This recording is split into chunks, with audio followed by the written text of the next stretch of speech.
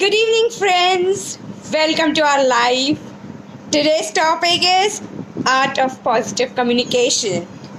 Hi, ma'am. How are you? I'm fine, thank you very much, Khushbu. How about you?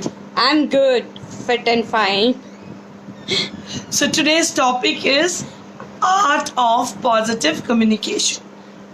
Communication is very, very important. When you are giving a message to a person, is the person really receiving the message just the right way you wanted to communicate? So always there is a sender and there is a receiver. Sender is sending a message A. Receiver is receiving a message B. What happened? How it turned into B? Because between A and B there is a cloud, and that cloud can have noise, can have sounds. This cloud can have plenty of things, and it is very important. If you are a receiver, you may or may not focus on the sender's information that much. So today we are going to talk about 5 very important steps to be kept in mind to make sure that your communication is positive as well as effective. The first point is that communication, is a science, and in this science, listening is very important. So, do you really listen? We listen by our ears and we talk from our mouth. We have one mouth and 2 ears. So, we should be listening double than what we speak. So, if we keep this as a thumb rule, I'm sure things will go quite fine there. Most of the people, while they are in communication, they hardly listen. They not only listen, but they're more interested in what should be saying next. Come on, viewers, please ensure that you listen double the time you talk. And when you are into a communication, when you listen, then you actually create more positivity and you understand the exact meaning of what the person in front is trying to say. Second point is seek to understand. Understand before you're even understood. So when somebody is trying to communicate to you, it is your duty to understand that what the person is trying to say and from where is he coming from. Their cultural differences, the religious differences, their nationalities are different, and all the communication has a lot of influence of such psychosocial factors. So it is very important for us to understand the person first. Where is he coming from? The next point, which is very significant, is that you need to be focused on your sender. That means the person who's communicating. It can be one-to-one communication or it can be one-to-many communication. But we need to be very focused. First of all, if it is a small group communication, you must attempt to know the names of people. And while you know, if it is one-to-one, you 100% should know the name of the person you're communicating to. And if you use his name, you actually make the conversation more powerful. Very significant to understand the context of the conversation. Why are you communicating? Where does he come from? That will give you a deeper understanding of how do you receive the information or how do you send the communication. The next point is that we also need to understand and appreciate the person who's trying to communicate. We need to use the components like eye contact, gestures, postures, body language. All these are the silent factors which add on to your communication. Many times when you are into your own world and you're reading a newspaper and your little one is trying to communicate to you at home, yeah, I understand, I know, and you are totally engaged in your newspaper. You're not giving your little child eye contact. Do you think he would like to communicate to you? Certainly not. Very important is the person to whom you are communicating. You attend to them. You sound interested in them. That is very, very important. The power of words, I will say, gain more power. It become powerful when the attention is given. So the receiver enjoys the communication more when the sender is giving an eye contact. Sender enjoys the communication more when receiver is giving the eye contact. Eye contact is a very, very important factor. Emotional state. When you are into a communication, are you really smiling or you're frowning? Your facial expressions are very important in communication. They add a lot of meaning to communication. So please be alert and cautious about what the person is trying to communicate. So overall, I would like to put it in a nutshell by telling you what you say is important, but how you say it is more important. So kindly look into all these factors of smiling, eye contact, voice modulation, gestures, postures, body language, and whatnot to ensure that your audience enjoy your communication, because this is purely a science. So I wish you all powerful, positive communication. Thank you so much, ma'am, for helping us understand this. Our viewer is asking the question, why is it important to communicate positively? See, the point is that why do you do communication? Let's understand that. We do communication for two objectives. Either we want something from that person, or we want to reach out some information to that person. Now, when we talk about positivity, if you are not positive, the person is shut down.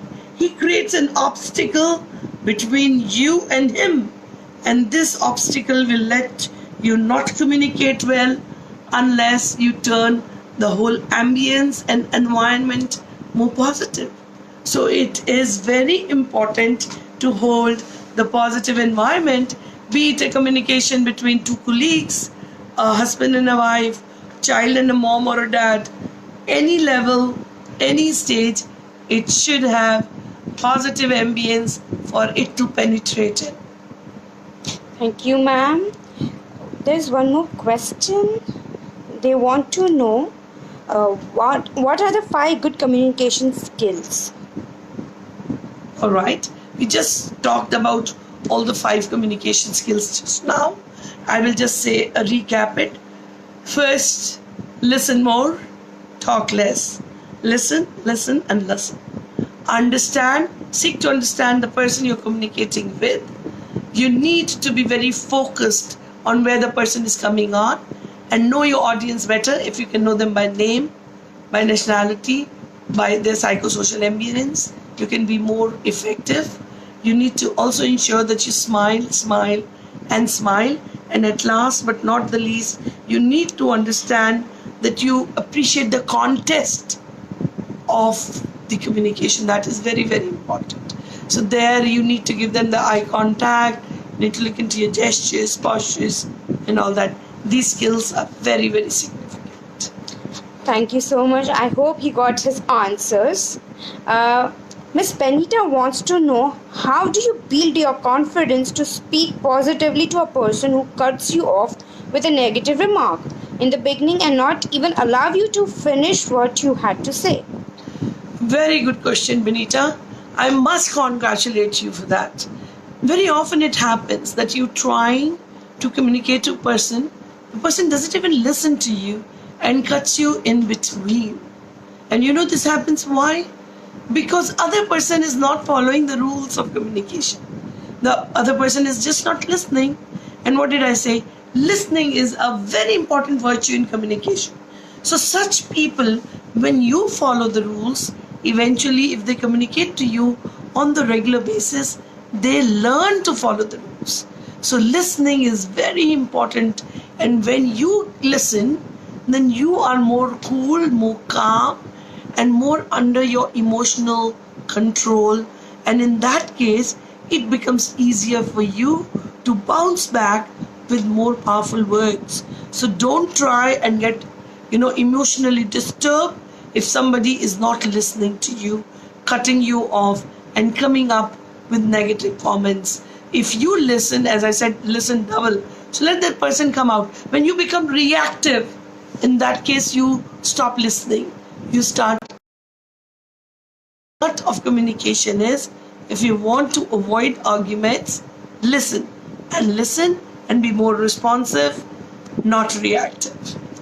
Thank you, ma'am. I hope Benita will follow this and get a positive results.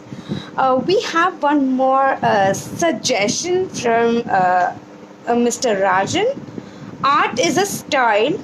More than art, sincerity of communication is important. He wants to know what is your view on this sentence. Certainly, Raj. Sincerity is very important in anything, not only in communication, but even in relationship. Yes, I totally agree to you. Sincerity is very important. If you're not sincere towards what you're trying to communicate, of course the communication would not exist. But what you say is important, but how you say it, more important. So if you are sincere, you choose your content sincerely, but also you understand the how, the art of communication, the gesture, the posture, the body language, everything about it, the eye contact, all that, then it becomes more powerful. Thank you, ma'am. We have one more question. Mr. Abid wants to know, how do you describe a good, effective communication? A good and an effective communication is where sender and receiver are both at the same pace. So sender is trying to say A and receiver receives as A. Not sender is sending A, receiver is receiving B. Because there's a cloud in between. And the cloud can be a noise, a cloud can be internal, a cloud can be external. There are going to be a lot of factors. Say you're not in a right frame of mind today, you're very upset, you're very tired. Somebody is trying to say something, you do not receive it with that positivity. This is your internal cloud. External cloud could be that you're at a place which is very noisy, you're at a evening club where loud music is played and somebody is trying to tell you something, you're not even able to hear, the partially you're trying to listen and that make meaning out of it. So the effective communication is what A is trying to say, A is trying to receive. Sender gives A, receivers receive A, then it is a perfect communication. That means the cloud did not impact the communication process.